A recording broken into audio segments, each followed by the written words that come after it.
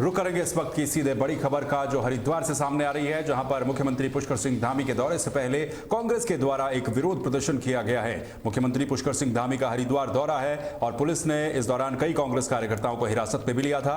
कांग्रेसियों ने सड़क पर लेट करके विरोध अपना जताया था मुख्यमंत्री के इस दौरे को लेकर। एसपी सिटी पंकज गहलोला टीम के साथ मौके पर मौजूद रहे, जिसके बाद इन तमाम जो प्रदर्शनकारी थे इनको हिरासत में भी लिया गया। भारी पुलिस बल की मौजूदगी रही। सीएम पुष्कर सिंह धामी के दौरे से पहले कांग्रेस का विरोध प्रदर्शन हरिद्वार में देखने को मिला है। तस्वीरें भी आप देख सकते हैं किस तरह से विरोध प्रदर्शन चला और इस विरोध प्रदर्शन के दौरान भारी पुलिस फोर्स वहां पर तैनात रही। मुख्यमंत्री पुष्कर सिंह धामी का हरिद्वार दौरा था और इस दौरे से पहले ही कांग्रेस कार्यकर्ताओं ने जमकर विरोध प्रदर्शन मुख्यमंत्री का यहां पर किया है। तो हरिद्वार से ये तस्वीरें सामने आई हैं जहां पर मुख्यमंत्री के दौरे से पहले कांग्रेस ने विरोध प्रदर्शन किया। सड़क पर लेटकर कांग्रेस कार्यकर्ताओं ने विरोध प्रदर्शन किया, जिसके बाद कुछ कांग्रेस कार्यकर्ताओं को यहां पर हिरासत में भी लिया गया है। तो हरिद्वार में आज मुख्यमंत्री पुष्कर सिंह धामी का दौरा है। कई तरह के उनके कार्यक्रम है, जिन कार्यक्रमों में उन्होंने शिरकत करनी है उससे पहले ही, क्योंकि कांग्रेस के द्वारा विरोध प्रदर्शन यहां पर किया गया। आजकल प्रदेश भर में यूके पेपर लीक मामले को लेकर के लगातार विरोध प्रदर्शनों का दौर जारी है। तो वहीं मुख्यमंत्री के दौरे से पहले, क्योंकि हरिद्वार ही इस पूरे जो यूके पेपर लीक मामला था इसके सेंटर में रहा है, तो हरिद्वार का दौरा मुख्यमंत्री का था। लेकिन इस दौरे से पहले कई कांग्रेस कार्यकर्ता सड़क पर लेटकर विरोध करते हुए नजर आए और कई कांग्रेस कार्यकर्ताओं को पुलिस ने इस विरोध के बाद हिरासत में भी लिया है।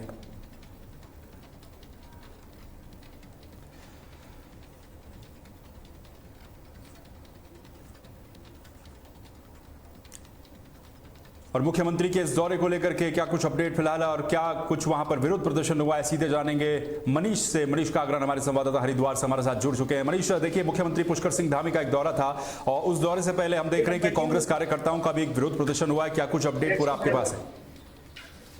हाँ बिल्कुल दिग्विजय, आज मुख्यमंत्री का हरिद्वार का जो दौरा है और सबसे पहले जो मुख्यमंत्री थे वो की पौड़ी आए और जो लेवल था, जो जीएसटी जो प्रधानमंत्री जो जीएसटी के जो दर उन्होंने घटाई है उससे उन्होंने व्यापारियों से वहां पर बात करी और उन्हें स्वदेशी की बात करी। हर की पौड़ी पे वहां पर जो दुकानदार थे, जो व्यापारी थे, वो उनसे मिले और मिलने के बाद उन्होंने उनसे जीएसटी के लेवल की बात करी। इसके बाद आप देखिए कि जब वो आगे की तरफ के, क्योंकि उनका जो दूसरा कार्यक्रम था वो मायादेवी मंदिर में था, क्योंकि जो धार्मिक जो छड़ी यात्रा थी उसका शुभारंभ उनको करना था। तो इस समय वो मायादेवी मंदिर के अंदर यहीं पर ही प्रेजेंट, यहीं पर ही उपस्थित है इस समय यहाँ पर। उसके बीच में ही कांग्रेस के जो लोग हैं उन्होंने उनको धरना प्रदर्शन करा, क्योंकि जिस तरीके से यूके जो मामला है उसको लेकर के कांग्रेस का विरोध है और कई दिनों से सड़कों पर उतर करके विरोध कांग्रेस लगातार कर रही है। दिग्विजय जी बिल्कुल, यूके पेपर लीक मामले में प्रदेश भर में जिस तरीके से विरोध प्रदर्शन देखने को मिला, तो हरिद्वार में भी जब मुख्यमंत्री का दौरा था उससे पहले हम तस्वीरों में भी देख पा रहे हैं विरोध प्रदर्शन किया गया।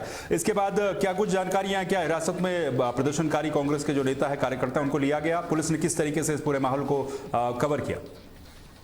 देखिए दिग्विजय, बिल्कुल पहले आशंका थी पुलिस को और पुलिस ने बिल्कुल जो व्यवस्थाएं थी वो दुरुस्त कर रखी थी, क्योंकि इससे पहले ही पुलिस को इनपुट मिल गए थे कि कांग्रेस के लोग हैं वो प्रदर्शन करेंगे मुख्यमंत्री के सामने। तो आप देखिए पूरे हरिद्वार को इस तरीके छावनी में बदला गया था और आप देखिए जिस तरीके से जिस पुलिस बल यहाँ पर लगाए थे, कई थानों के यहाँ पर पुलिस बल लगा गए थे, तो पुलिस ने तुरंत एकदम हिरासत में लेते हुए उनको उसके जो रास्ता है जो मुख्यमंत्री का, वहां से उनको तुरंत हटाया। और मुख्यमंत्री इस समय बात करें तो इस समय मायादेवी मंदिर के अंदर उपस्थित है।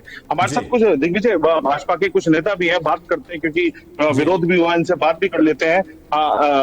संजीव है हमारे साथ, संजीव जी हैं, सबसे पहले भाजपा नेता के हैं, वरिष्ठ भाजपा नेता है। बात करें संजीव जी, आज कांग्रेस ने विरोध प्रदर्शन करा, थोड़ा सा आप इधर जाइए, तो क्या कहना चाहेंगे? देखिए, कांग्रेस मुद्दा विहीन विषयों पर आज सड़कों पर आना चाहती है।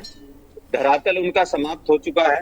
देश में, प्रदेशों में लगातार सत्ता रहते समय उन्होंने कभी व्यापारी की चिंता नहीं करी, कभी लाभार्थियों की चिंता नहीं करी, कभी गरीबों की, किसानों की, मजदूरों की, किसी की चिंता नहीं करी।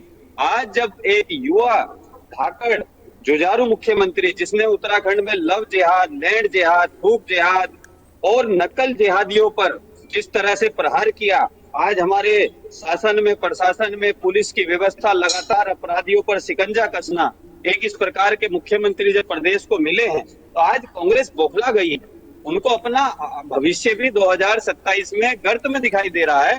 तो आज वो इस प्रकार के घटनाक्रम करके पब्लिक का ध्यान भटकाना चाहती है। लेकिन ये देवभूमि है और यहाँ की जनता बहुत समझदार जनता है। यहाँ की जनता, इस प्रदेश की जनता देवभूमि में रहती है, वो सब जानती है किसने क्या किया। हरीश रावत जी जब कहते थे कि आप जो करोगे कर लेना, मैं आंखें बंद कर लूंगा, मुंह फेर लूंगा, और भ्रष्टाचार में लिप्त इनकी सरकारों में जो घोटाले हुए, जो प्रकरण हुए, जैनी कांड, बैनी कांड, जिस प्रकार से सरकारें चली, लग रहा था कि एक पाप इस प्रदेश में बढ़ गया है। आज एक धार्मिक मुख्यमंत्री, एक युवा मुख्यमंत्री, एक शिक्षित मुख्यमंत्री प्रदेश में है, तो निश्चित तौर पर कांग्रेस को अपना धरातल शून्य दिखाई दे रहा है। अच्छा, हमारे साथ जिला उपाध्यक्ष भी है लव शर्मा जी। लव शर्मा जी, क्या लगता है, क्योंकि हरिद्वार के अंदर ये लीक हुआ है, क्या लगता है कि कांग्रेस को मौका मिल गया? देखिए, ये सरकार बिल्कुल आप समझ के चलिए कि प्रदेशवासियों के लिए, छात्रों के लिए लगातार काम कर रही है, रोजगार के लिए लगातार काम कर रही है। और आज ही आपने पढ़ा होगा समाचार पत्रों में भी, आदरणीय मुख्यमंत्री जी ने बिल्कुल कहा है कि हम बिल्कुल उनको छोड़ेंगे नहीं। जो इस कुकृत्य के पीछे लोग हैं, जिन्हें योजनाबद्ध तरीके से इस तरह की हरकत करने का काम किया है, उनको बिल्कुल किसी हाल में बख्शा नहीं जाएगा। और आपने देखा भी होगा कि अगर मुख्यमंत्री जी ने जो भी इस दायरे में आया है उनको निलंबित करने का भी काम किया है, और जांच जारी है। जो दोषी होंगे उनको बिल्कुल सजा दी जाएगी। लव शर्मा जी, आप जिला उपाध्यक्ष हैं भाजपा के, और जहाँ केंद्र की जो परीक्षा जो थी वो भी भाजपा के ही मीडिया प्रभारी रहे हैं, तो क्या कहना चाहेंगे, कुछ इस पे कुछ कहें? देखिए, ये इत्तेफाक है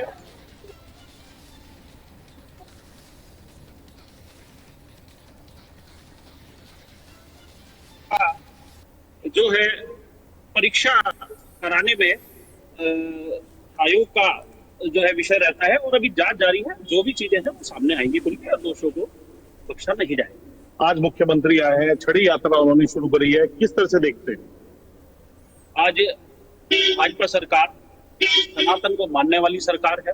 बहुत लंबे समय बाद, चाहे वो भगवान श्री राम का मंदिर हो, चाहे वो सनातन का विषय हो, हम सब मिलकर आज नवरात्रों के पावन पर्व पर माँ की आराधना करने आए हैं, और सब लोगों ने आराधना करी, और प्रदेश की खुशहाली के लिए, देश की खुशहाली के लिए सबने माँ।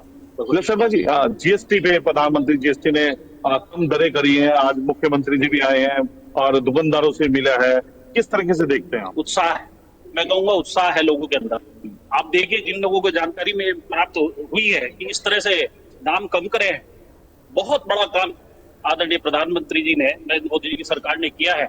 और त्योहारी सीजन से पहले इतना बड़ा लाभ देने का काम किया है कि जीएसटी की 18% और 12% स्लैब्स को हटाकर एक आमूलचूल परिवर्तन करने का काम है। और मैं कहता हूं कि ये शुरुआत है। अभी आप देखिए, आगे बहुत सारे निर्णय केंद्र की सरकार लाएगी, हमें पूरा विश्वास है, और जनता को राहत मिलेगी। बिल्कुल दिग्विजय, देखिए ये हमारे साथ थे जिला उपाध्यक्ष दिग्विजय, और बता रहे थे कि जिस तरीके से जो जीएसटी जो दरें लागू करी हैं, तो कहीं ना कहीं व्यापारियों को उसका बहुत बड़ा फायदा मिला है। जी जी बिल्कुल। मनीष, आप हमारे साथ बने रहिए। इसी बीच एक और बड़ी खबर आपको हम बता दें, हरिद्वार से ही मुख्यमंत्री पुष्कर सिंह धामी का ये जो दौरा है, इस दौरान मुख्यमंत्री पुष्कर सिंह धामी माया देवी मंदिर पहुंचे हैं। सीएम ने विकास योजनाओं को आगे बढ़ाने का संकल्प वहां पर पहुंच करके दोहराया है। मुख्यमंत्री पुष्कर सिंह धामी हरिद्वार पहुंच चुके हैं। अब से कुछ देर पहले वो हरिद्वार पहुंचे। विरोध प्रदर्शन की तस्वीर आपने देखी, लेकिन फिलहाल माया देवी मंदिर में सीएम धामी ने पूजा अर्चना की है। प्रदेश की और प्रदेशवासियों के खुशहाली की और समृद्धि की कामना वहां पर जाकर के मुख्यमंत्री पुष्कर सिंह धामी ने की है। सुरक्षा के मद्देनजर मंदिर परिसर में पुलिस बल तैनात है, और तमाम जो कार्यकर्ता हैं वो वहां पर मौजूद है। सीएम ने विकास कार्य योजनाओं को आगे बढ़ाने का संकल्प लिया। तस्वीर आप देखिए, छड़ी यात्रा भी वहां से शुरू की गई है। मुख्यमंत्री पुष्कर सिंह धामी पहुंचे हैं। ये तस्वीरें आप इस समय हरिद्वार से देख सकते हैं, और सीधे रुख करेंगे मनीष कागरान का हरिद्वार से। माया देवी मंदिर से हमारे साथ लगातार जुड़े हुए हैं। मनीष, मुख्यमंत्री ने छड़ी यात्रा का भी शुभारंभ वहां पर किया। इस दौरान क्या कुछ मुख्यमंत्री ने वहां पर कहा है? क्या पेपर लीक मामला जिसको लेकर के कांग्रेस ने विरोध प्रदर्शन किया, उस पर मुख्यमंत्री ने वहां पर कुछ कहा, और ये कार्यक्रम किस तरीके से रहा छड़ी यात्रा का?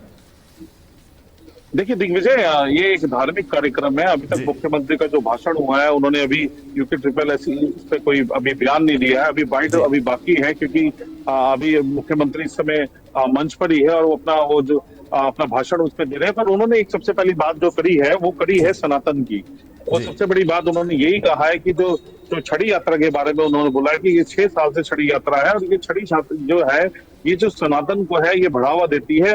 और जिस तरीके से आप देखिए जो छड़ी यात्रा है वो पूरे उत्तराखंड में, क्योंकि आज इसका मुख्यमंत्री ने शुभारंभ करा, ये माया देवी मंदिर है जूना अखाड़े से शुरू होती है और ये आप देखिए पूरे उत्तराखंड के अंदर ही घूमेगी। 4 धाम जितने भी जो मंदिर हैं ये छड़ी यहाँ पर जाएगी और यहाँ पर जाने के बाद जब ये कपाट बंद होंगे तो वापस सही पर ही आ जाएगी। तो कहीं ना कहीं मुख्यमंत्री ने ये बात कही है, धर्म की बात करी है, सनातन की बात करी है, क्योंकि जितने भी साधु संत थे यहाँ पर निर्जन अखाड़े के, अगर हम बात करें अखिल भारतीय अखाड़े परिषद के रविंद्र पुरी जी थे, आचार्य महामंडलेश्वर कैलाशानंद जी थे, हरिगिरी जी थे जी।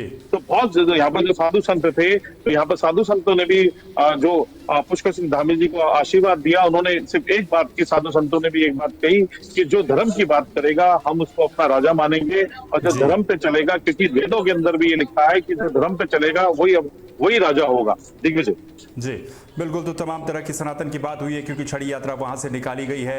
अब बहुत बहुत शुक्रिया मनीष इस पूरी जानकारी के लिए। तो मनीष कागरान हमारे संवाददाता जो हरिद्वार से लाइव जुड़े हुए थे, मुख्यमंत्री के इस दौरे को लेकर के तमाम तरह की अपडेट्स आपने दी, बहुत बहुत शुक्रिया आपका। तो मुख्यमंत्री पुष्कर सिंह धामी का यह दौरा रहा। इस दौरान मुख्यमंत्री पुष्कर सिंह धामी हरिद्वार पहुंचे और जहां पर उन्होंने माया देवी मंदिर से छड़ी यात्रा का शुभारंभ किया, लेकिन उससे पहले कांग्रेस के जो कार्यकर्ता हैं उनके द्वारा विरोध प्रदर्शन भी एक तरह से वहां पर देखने को मिला है। बहरहाल अगली बड़ी खबर का रुख कर लेंगे। एक और बड़ी खबर सामने आ रही है।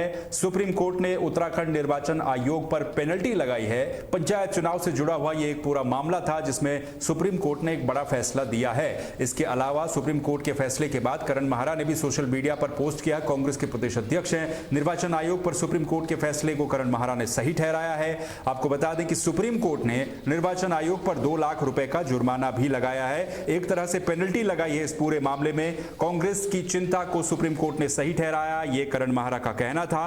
और क्योंकि ये पूरा मामला पंचायत चुनाव को लेकर के था, दोहरी मतदाता सूची से जुड़ा हुआ था। इस जांच में 700 से अधिक ऐसे प्रत्याशी पाए गए थे जिनके नाम अलग अलग मतदाता सूचियों में दर्ज थे और चुनाव लड़कर विजयी भी घोषित हुए। चुनाव के समय ही इस पर सवाल भी उठे थे, लेकिन निर्वाचन आयोग ने इन तमाम नियमों की अनदेखी करके दोहरी सूची वाले जो प्रत्याशी थे उनको मैदान में उतरने की अनुमति दे दी थी। जिसके बाद अब सुप्रीम कोर्ट ने, क्योंकि इस पर पहले हाई कोर्ट का दरवाजा खटखटाया गया था और अब सुप्रीम कोर्ट ने इस पर बड़ा फैसला दिया। सीधे फोन लाइन का रुख करेंगे।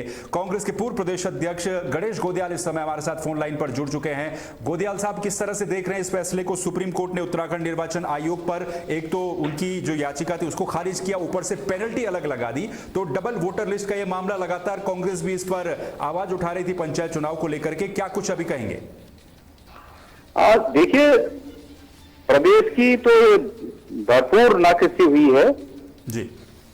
और जब ये चुनाव चल रहे थे, जब ये पंचायत के इलेक्शन कंडक्ट किए जा रहे थे और बार बार राज्य चुनाव आयोग अपने आप ही अपने आदेशों में फेरबदल कर रहा था जी, उसी समय कांग्रेस का एक प्रतिनिधि मंडल हम सब लोग चुनाव आयोग को जाकर मिले कि ये इसमें दिक्कतें हैं, ये कमियां हैं, ये खामियां हैं, ये नहीं होना चाहिए।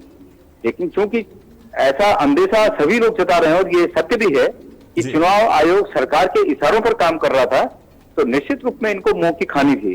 अब इनको मुंह की खानी थी, पर दिक्कत ये है कि राज्य का नुकसान हुआ। मैं ये चाहता ये था कि चुनाव आयोग पर नहीं बल्कि इंडिविजुअल जो लोग रिस्पॉन्सिबल थे उन पर ये इंपोज किया जाती है पेनल्टी, तो ज्यादा बेहतर होता है।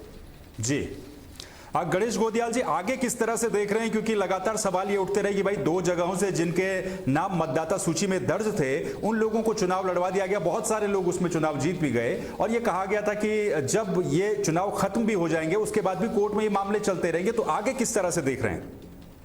अब ये मामले चलेंगे, अब तो सुप्रीम कोर्ट के आदेश के बाद ये मामले जो चलेंगे उनके निस्तारण में तेजी आएगी जी। और ये बिल्कुल साफ हो चुका है कि राज्य में भारतीय जनता पार्टी की सरकार ने चाहे पंचायतों के चुनाव हो और चाहे इससे पहले विधानसभा के चुनाव हो, यही 2-2, 3-3 जगह लोगों के वोट बनाकर चुनाव जीते हैं। मैं अगर एग्जाम्पल के लिए, उदाहरण के तौर पर मैं श्रीनगर विधानसभा की बात करूं तो चुनाव के समय वहां पर भी कम से कम 5, 6, 7 हजार लोगों ने बाहर से, जिनके वोट बाहर हैं, वो बाहर के वोट वाले भी यहाँ वोट बनाकर चुनाव देने आए। तो ये इसी तरह से चुनाव जीतते हैं लोग जी। बिल्कुल, बहुत जी। बहुत शुक्रिया गणेश गोदियाल जी बातचीत के लिए। तो कांग्रेस के पूर्व प्रदेश अध्यक्ष गणेश गोदियाल इस मामले पर हमारे साथ फोन लाइन पर जुड़े थे, जो स्पष्ट रूप से ये कह रहे थे कि कांग्रेस इसको लेकर के शुरुआत से ही आवाज उठा रही थी कि 2 जगहों की वोटर लिस्ट में जो लोग शामिल हैं उन लोगों के खिलाफ एक्शन लिया जाए। लेकिन इस मामले पर निर्वाचन आयोग ने उस समय उनको अनुमति दे दी, जिसके बाद मामला हाईकोर्ट गया, उसके बाद सुप्रीम कोर्ट। अब सुप्रीम कोर्ट ने इस पूरे मामले में उत्तराखंड निर्वाचन आयोग के ऊपर 2 लाख रुपए की पेनल्टी भी लगाई है। अब देखना यह कि आगे किस तरीके से पंचायत चुनाव से जुड़े हुए तमाम जो याचिकाएं हैं या फिर मामले हैं वो सुप्रीम कोर्ट में या हाई कोर्ट में किस तरीके से आगे बढ़ते हैं, इस निर्वाचन को वैध या फिर अवैध कब तक घोषित किया जाता है, तमाम चीजें जो चलती रहेंगी कोर्ट में। बड़ी खबर में फिलहाल के लिए बस इतना ही। बाकी खबरों के लिए आप बने रहिए तहलका डिजिटल के साथ। नमस्कार।